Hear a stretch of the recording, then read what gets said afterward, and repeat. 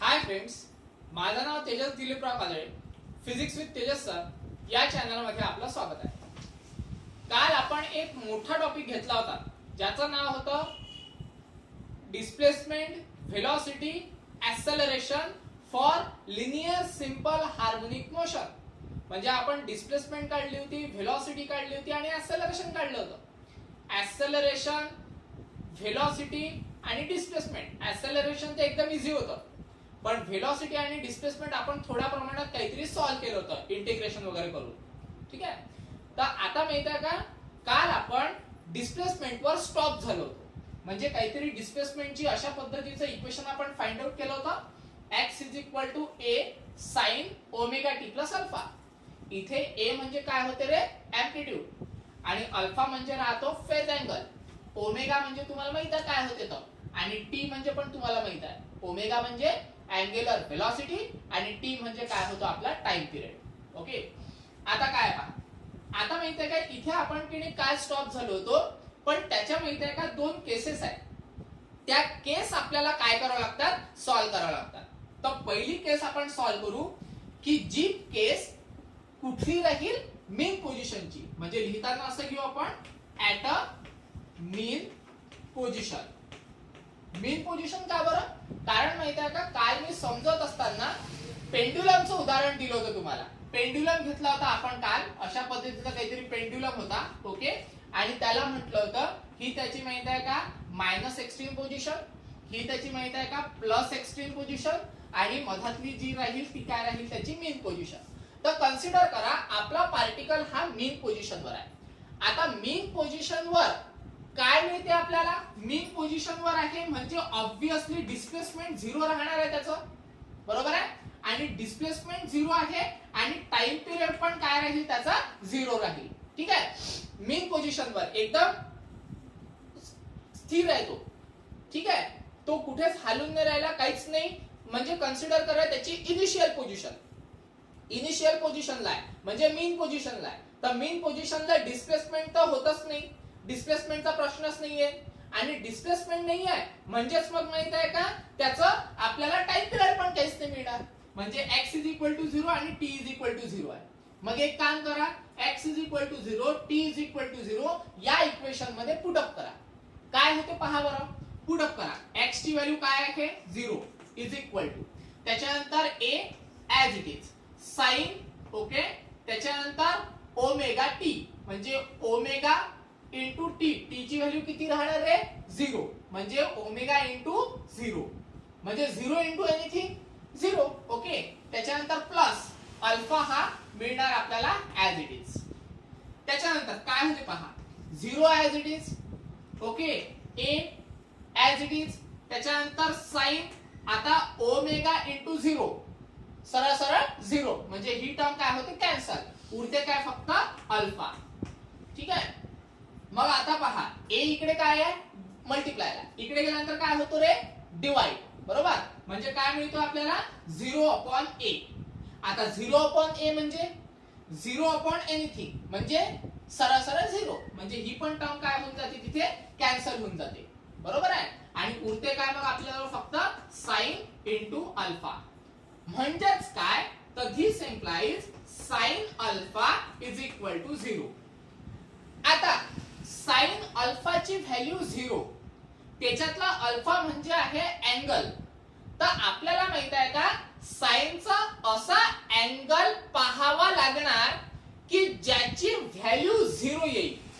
Okay, तर मग असं कोणता अँगल आहे, तर पहा कन्सिडर करा, साइन कन्सिडर करा.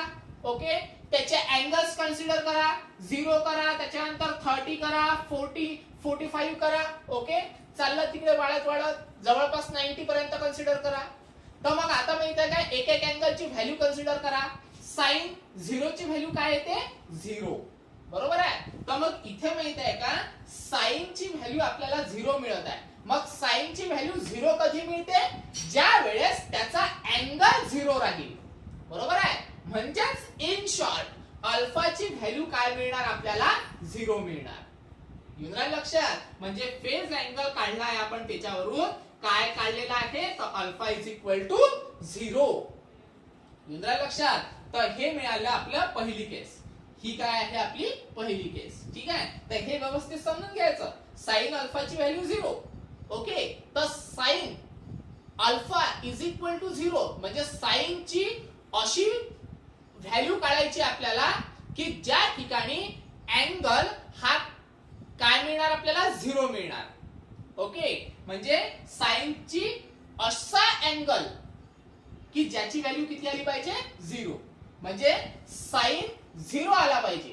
कधी तेव्हा त्याची व्हॅल्यू काय राहणार आपली 0 राहणार. ओके, तर हे मिळालं आपल्याला अल्फाची व्हॅल्यू. त्याच्यानंतर पाहू आपण केस 2. आता केस 2 मध्ये काय होते पहा. केस 2 मध्ये आपल्याला काय करायचं आहे ही पाहिली आपण ऍट अ मीन पोझिशन. आता पाहायची आहे at a extreme position. Okay, म्हणजे ऍट अ एक्स्ट्रीम पोझिशन. आता एक्स्ट्रीम पोझिशनला काय होते पहा. एक्स्ट्रीम पोझिशनला कन्सिडर करा हा जो पार्टिकल आहे हा पार्टिकल माहित आहे का काहीतरी डिस्प्लेसमेंट करत आहे. आता डिस्प्लेसमेंट म्हणजे काय असते रे x. तर किती डिस्प्लेसमेंट केलं त्यांनी इज इक्वल टू a एवढं डिस्प्लेसमेंट केलं. लक्षात, कारण एक्स्ट्रीम पोझिशन आहे आपली a आणि तो पार्टिकल मीन पासून तर एक्स्ट्रीम पोझिशन पर्यंत गेला म्हणजे त्याचं डिस्प्लेसमेंट किती झालं रे. डिस्प्लेसमेंट झालं त्याचं a. ओके, म्हणजे मग माहित आहे काय एक्स्ट्रीम पोझिशन साठी डिस्प्लेसमेंट किती घ्यावं लागला आपल्याला plus minus a. Plus minus a का बरं, कारण दोन प्रकारचे एक्स्ट्रीम पोझिशन आहे. एक प्लस a वर आहे आणि एक मायनस a वर आहे. बरोबर आहे, म्हणजे पार्टिकल माहित आहे का प्लस a वर जाऊ शकतो किंवा मग मायनस a वर पण जाऊ शकतो. म्हणून मग डिस्प्लेसमेंट घेत असताना आपण काय घेतलं प्लस मायनस a घेतलं. लक्षात. ओके, त्याच्यानंतर टाइम पिरियड 0च राहणार. आता तुम्ही म्हणाल सर टाइम पिरियड का बरं 0. तर लक्षात घ्या ज्या वेळेस पार्टिकल हा एक्स्ट्रीम पोझिशनला जाणार आहे कन्सिडर करा आपण आता एक्स्ट्रीम पोझिशन पासून सुरुवात करणार आहे. मग एक्स्ट्रीम पोझिशन पासून जर समजा सुरुवात केली म्हणजेच काय तर सध्या पार्टिकल आहे एक्स्ट्रीम पोझिशनला. मग एक्स्ट्रीम पोझिशन पासून सुरुवात म्हणजे त्याची इनिशियल पोझिशन राहील एक्स्ट्रीम. ओके, मग सुरुवातीला तर भाऊ टाइम पिरियड हा 0च राहतो. बरोबर आहे, म्हणून मग माहित आहे का टाइम पिरियड आपल्याला काय घ्यावा लागणार आहे 0च घ्यावा लागणार आहे. लक्षात, कारण माहित आहे का पार्टिकल कुठे चाललाय एक्स्ट्रीम पोझिशनला चालला. आता एक्स्ट्रीम पोझिशनला तो किनी आपण काय केलेला स्टॉप केलेला आहे. का बरं, कारण माहित आहे का तो आता एक्स्ट्रीम पोझिशन पासून सुरुवात करणार आहे. बरोबर आहे, मग एक्स्ट्रीम पोझिशन पासून सुरुवात करणार आहे तर त्याची इनिशियल पोझिशन झाली एक्स्ट्रीम. मग इनिशियल पोझिशनला तर टाइम पिरियड 0च राहील म्हणून मग टाइम पिरियड काय मिळेल आपल्याला 0. त्याच्यानंतर काय होते पहा ह्या ज्या व्हॅल्यूज आहेत ह्या माहित आहे का डिस्प्लेसमेंट मध्ये पुट अप करा. काय होते पहा x च्या जागेवर काय ठेवावं लागेल आपल्याला प्लस मायनस a. ठीक आहे, तर आपण माहित आहे का प्लस a कन्सिडर करू. त्याच्यानंतर a ऍज इट इज, त्याच्यानंतर sine as it is. Okay, त्याच्यानंतर ओमेगा टी. ओमेगा तर ऍज इट इज राहील. टी ची व्हॅल्यू काय राहणार 0 पण 0 इंटू एनिथिंग 0 म्हणजे उरणार काय तिथे फक्त अल्फा. ठीक आहे, अशाच पद्धतीने फक्त माहित आहे का x च्या जागेवर आपण काय ठेवलेलं आहे a ठेवलेलं आहे. लक्षात, त्याच्यानंतर a गे कॅन्सल म्हणजेच काय मिळेल आपल्याला इथे काहीच नाही म्हणजे 1 आहे आणि हा काय मिळून राहिला आपल्याला साइन अल्फा म्हणजेच काय तर sine alpha is equal to 1. मग आता काय होते पहा आपल्याला माहित आहे का साइनचा असा अँगल पाहायचा आहे की ज्याची व्हॅल्यू माहित आहे का 1 येणार आहे. लक्षात, साइनचा असा अँगल पहा की ज्याची व्हॅल्यू किती आली पाहिजे 1 आली पाहिजे. पहा मग कोणते अँगल आहे तर जसं आपण म्हटलं 0, 30, 45, 60, 90. बरोबर आहे, तर मग ह्या तर काही आपल्या कामाच्याच नाही आहे. साइन 0 0 आला होता आणि साइन 90 काय येते रे 1 येते. बरोबर आहे, म्हणजेच काय तर साइन 90 ची व्हॅल्यू 1. बरोबर आहे, म्हणजे माहित आहे काय इथे आहे साइन अल्फा 1. मग आता कन्सिडर करा दिस एम्प्लाइज साइन 1 कधी येणार आहे ज्या वेळेस आपण अल्फाच्या जागेवर काय टाकू 90 टाकू. बरोबर आहे, इज इक्वल टू काय मिळणार आपल्याला 1. म्हणजे साइन त्या ऍज इट इज आहे, म्हणजे अल्फा इज इक्वल टू काय येईल आपली व्हॅल्यू 90 डिग्री. म्हणजे अल्फाची व्हॅल्यू काय मिळणार आपल्याला 90 डिग्री. म्हणजेच माहित आहे काय π/2. येऊन राहील लक्षात. त्याच्यानंतर आपण माहित आहे का सुरुवातीला घेत असताना प्लस मायनस घेतलं होतं, बरोबर आहे. मग आता माहित आहे का इथे पण आपल्याला माहित आहे का दोन व्हॅल्यूज मिळतील. कशा दोन व्हॅल्यूज पहा, प्लस मायनस a, बरोबर आहे. म्हणजेच माहित आहे का प्लस मायनस 1. तर मग माहित आहे का साइन 90 टाकलं तर ती मिळणार 1. ओके. त्याच्यानंतर माहित आहे का जर समजा आपल्याला -1 व्हॅल्यू लागत असेल तर त्या ठिकाणी माहित आहे का अल्फाची व्हॅल्यू मिळणार आपल्याला 3π/2. आलं लक्षात. तर अल्फाची व्हॅल्यू काय मिळेल आपल्याला 3π/2. येऊन लक्षात. तर हे आहे आपलं अल्फाच्या दोन व्हॅल्यूज. म्हणजे +1 जर पाहिजे असेल तर π/2 मिळणार आपल्याला, आणि -1 जर पाहिजे असेल तर 3π/2 मिळणार. येऊन लक्षात. तर ह्या आहेत आपल्या कोणाच्या केसेस, तर दोन केसेस आहेत डिस्प्लेसमेंटच्या. म्हणजे या इक्वेशनच्या आपण दोन केसेस काय केल्या, सॉल्व्ह केल्या. तर तुम्हाला कन्फ्युजन माहित आहे का, ह्या इथेच होऊ शकते, एक या ठिकाणी आणि एक या ठिकाणी. तर लक्षात ठेवायचं काय, लक्षात ठेवायचं आपल्याला इथे माहित आहे का काय करायचं आहे, साइन अल्फाची व्हॅल्यू 0 येऊन राहिलेली आहे, बरोबर आहे. म्हणजे आपल्याला साइनचा असा अँगल पाहावा लागेल की ज्याची व्हॅल्यू 0 येते. मग साइनचा कोणता अँगल राहील ज्याची व्हॅल्यू 0 येऊन राहिली, तर 0 ची. म्हणून मग अल्फाची व्हॅल्यू काय येणार 0. तसंच इथे केलं, साइन अल्फाची व्हॅल्यू 1 आहे. मग आपल्याला माहित आहे का साइनचा असा अँगल पाहावा लागेल की ज्याची व्हॅल्यू 1 आली पाहिजे. मग असा कोणता अँगल आहे रे, साइन 90. म्हणून मग अल्फाची व्हॅल्यू काय मिळाली आपल्याला 90. जनरल लक्षात 90 म्हणजेच π/2. पण ही π/2 व्हॅल्यू कोणासाठी येऊन राहिली, +1 साठी. पण इथे माहित आहे का प्लस मायनस आहे, म्हणून आपण इथे प्लस मायनस कन्सिडर करा. मग इथे प्लस मायनस आहे तर इथे पण काय येणार, प्लस मायनस येणार, बरोबर आहे. मग प्लस ची व्हॅल्यू आहे π/2, तर मायनस ची किती राहील, तर 3π/2. ठीक आहे. तर ह्या मिळाल्या आपल्याला अल्फाच्या व्हॅल्यूज. जनरल लक्षात. ओके. तर मग एक काम करा, आता इथे अल्फाची व्हॅल्यू 0 मिळाली, त्याच्यानंतर इथे अल्फाची व्हॅल्यू काय मिळाली आपल्याला π/2. तर एक काम करा, ही जी π/2 ची व्हॅल्यू आहे ही माहित आहे का या इक्वेशन मध्ये पुट अप करा, काय ते पहा आता. ठीक आहे. x हा आपल्याला मिळणार ऍज इट इज. ओके. त्याच्यानंतर is equal to a as it is, sine as it is, omega T as it is. ठीक आहे.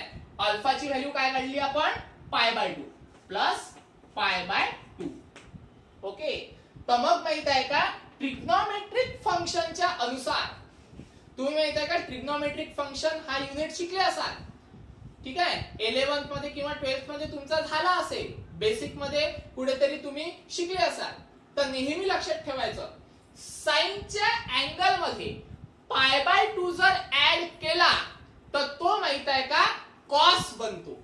ठीक आहे. म्हणजेच आपल्याला माहित आहे का इथे काय मिळतो, कॉस π/2.